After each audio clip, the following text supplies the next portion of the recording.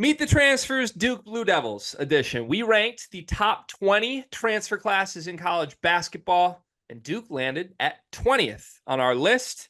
Cart, do you think that feels right before we get further into this? I think it feels about right given the talent of the transfers they brought in. Now we'll get deeper into it as far as like what the strategy was and what this means for the team. But if you're going purely off like quality, I guess, of players brought in, I think this feels about right. I'm surprised you say that because you ranked your top 30 and didn't have Duke on the list. That's probably going to happen a lot during this exercise. I had Duke 14th for what it's worth. So me having them higher and you Pretty not having high. them at all. Yeah, me having them higher, you not having them at all kind of middled this out. You combine Brian Ralph and Riley Davis's thoughts as well. That's how they landed 20th. I think this is too low. I think it's a better transfer class than that. You're skeptical though, so I'm excited to see this as we go. It's a 4-man transfer class. Malik Brown, Mason Gillis, Sion James, and Cameron Sheffield. We'll go player by player, define each player's role, give our general thoughts, maybe some projections. But first, I have some questions on the front end for you, and then some superlatives to end. First off, did Jon Scheyer and Duke do what they set out to do this offseason with this transfer class? Yes, I do. I feel definitively good saying that because you have such this young class coming in with so much talent.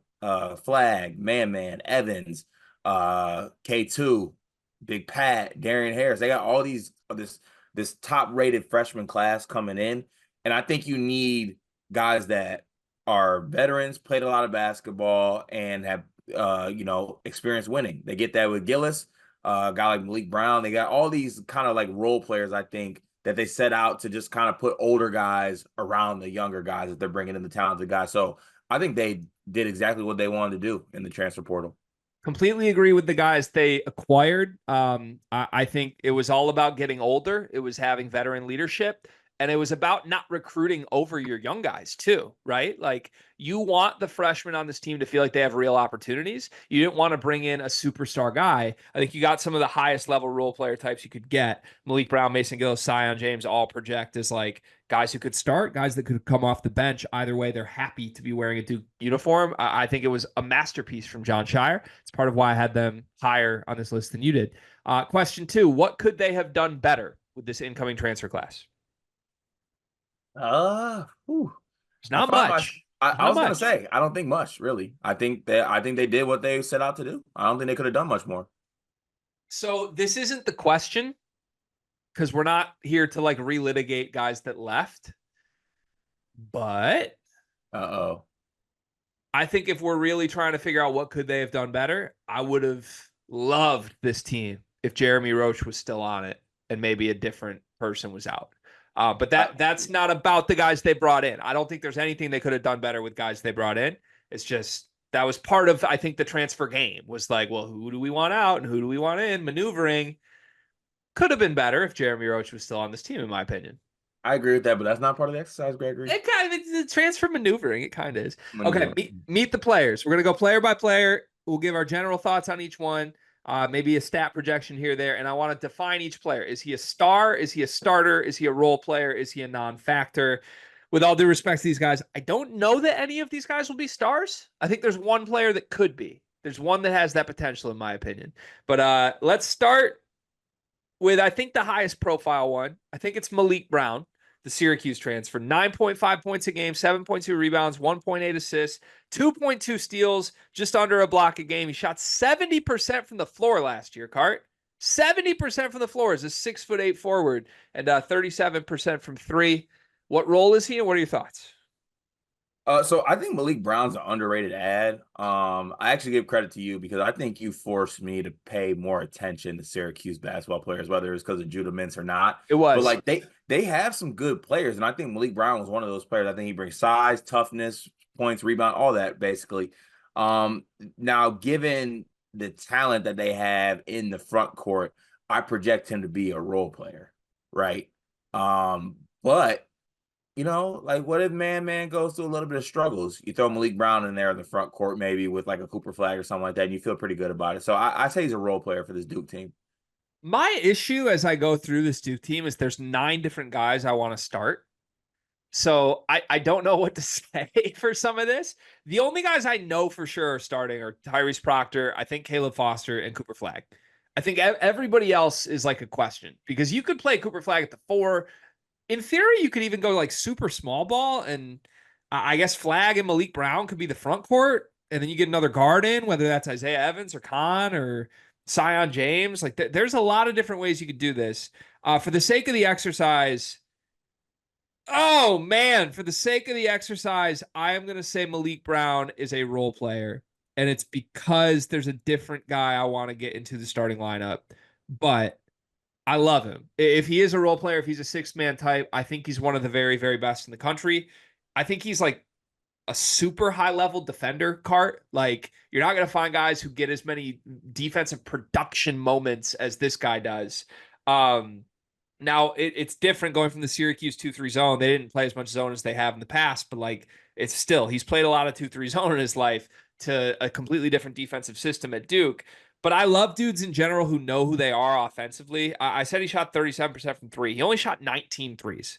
So he can hit them. He shot well from the line too, 72% on 61 attempts. But like, for the most part, he's out there to like finish at the rim.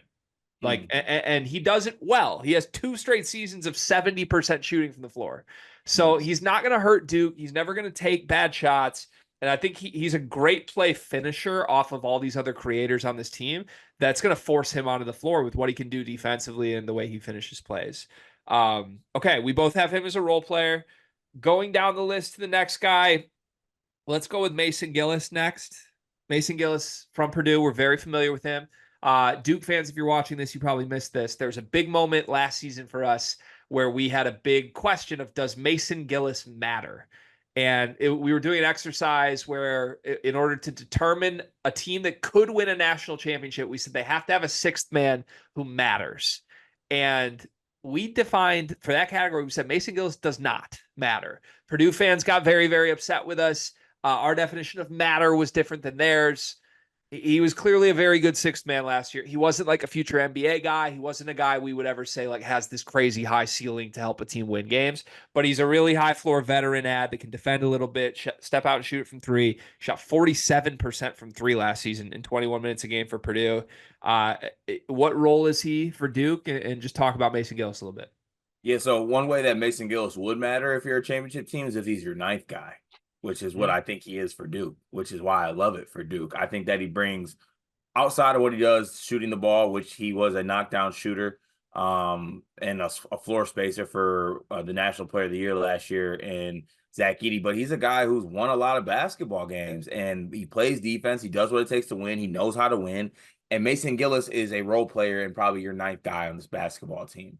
And that's amazing for Duke because there's not going to be much better 9th guys on the bench than Mason Gillis, in my opinion. And given the season as a whole, there's probably going to be a Mason Gillis game, a Mason Gillis moment. At the expense of Riley, is probably going to come against UNC when he hits 4 threes. But like that's very well going to happen. He's a very good piece to have on your team and player. There's 1 billion% chance going to be a Mason Gillis game where he hits like 7 threes and wins. This is not we talked about some of the Duke guys from last year, like Sean Stewart, TJ Power, Jaden Schutt, who really didn't play much, but like guys you believe in, maybe talent-wise, that just didn't get the role they wanted. That's because there were better players ahead of them. That's going to be true with Mason Gillis this year, but he's still never going to fall completely out of the rotation. Like, I don't think there will be games this year where Mason Gillis plays like 4 minutes in a game. I think he's good enough. He's going to play double-digit minutes every single game, in my opinion. We've already seen, like you said, John Shire go to guys that are just vetty, that are in the right spot and don't make mistakes. Like, he played Ryan Young too much. If there is a candidate on this team who plays too much, in my opinion, it is Mason Gillis. But as he showed at Purdue, like he can play 20 minutes and your team's incredible. The thing you want to avoid with Mason, I don't think you want him in a 30-minute role. You want him like capped out around 20. Purdue got better when Mason Gillis's role was minimized, in my opinion. And I think that's likely to happen. I think he's a role player, a great one, and probably the 9th guy, as you said.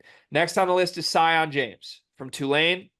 This was kind of an unheralded name when he committed to Duke, and then everybody spazzed out because they were like, wow, he's really good. 14 points a game, 5.5 rebounds, 2.7 assists, 1.6 steals, 51% from the floor as a 6'6" guard, 38% from three. What's his role? So I think Sion James is a starter on this basketball team. I Ooh. do. I think he's a starter. I think that if Duke is to cut down nets, we are going to look back on this and have conversations. And honestly, probably this whole season, you're going to have to prepare for me doing this, Duke fans. I'm going to be singing the glue guy praises of this guy for the whole season. And I think we get to the end of the season, and if they do cut down the nets and win the championship, like I think their aspirations are as a basketball team, we're going to look back on it and be like, Sion James was one of like the great glue guys that we've had on past championship teams. Do you think his ceiling is glue guy for this team? Or are you just saying glue guy like affectionately because you know how tough he is and he brings that I'm stuff? saying it affectionately because I think there's a bunch of stars on this team. Yeah. I don't need Sion James to be a star. Okay. What I was going to say is I think he's too good to be a glue guy. And maybe I'm wrong. Maybe the other really supremely talented guys on this team overtake him and he gets relegated to like a seventh man role and he's a glue guy. Card, I know you've watched the tape just like I have. We've watched a lot of Duke practice tape, man. Haven't we? Every time Sion looks great. Every time. Like, and maybe it's partially because he does a lot of things that just look different than other guys. Like all the freshmen on this team are explosive scorers. It is what it is. Like Evans, Khan, even like I'd lump Caleb Foster. He's not a freshman in, but like when you watch what they do, it's like scoring, scoring, scoring, scoring, scoring. Sion is different. Like Sion is just built like a grown man, and he is capitalizing off playing a lot of 18-year-olds in these practices. But he's a high-level athlete. He seeks out contact. He goes through people. I think he could easily be either the second best or best defender on this team, depending on how big Malik Brown's role is. I think he's great. I think he's a starter. I don't know if it's going to be day one, but I think for sure by the end of the season, I view this guy as a starter on this team, and maybe even more than that. And then the final transfer is Cameron Sheffield. This was a late in the cycle one. He missed last season, but his stats from 2 seasons ago, 31 minutes a game at Rice, 7.6 rebounds, 1 assist, 37% from three. What's his role, and what do you think of him? I To be honest, I think that this team is just too talented. Where the point that I think that Cam Sheffield just becomes a non-factor. Yep. Yeah. Yeah, he's a non-factor. I don't have him as a role player. I have him as a non-factor. It was a depth ad and not a bad one by any means, but I think this is really a practice player given how much talent is on this team. And in case of emergency, if you need to put him in, he's a vet that you trust. But no, I don't anticipate he will be a part of the rotation on an every game basis. Okay, some superlatives. At the end of the season, who's the best player from this transfer class? James. I think it's Sion James as well. Although I will say I think Malik Brown might have the highest ceiling of them, depending on what happens. But I trust Sion a little bit more. From day 1 to day 30, however long the season goes, who improves the most from the beginning to the end of the season in this class? I think Malik Brown improves the most. I think that's where I'm at too. I think Sion's more of a finished product right now. I think Malik Brown will make strides throughout the season. Okay. Hot take time. What's your Duke transfer hot take? Mm.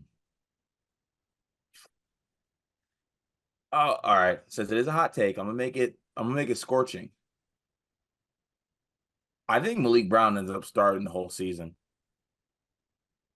I don't think that's as hot as we thought. Damn it.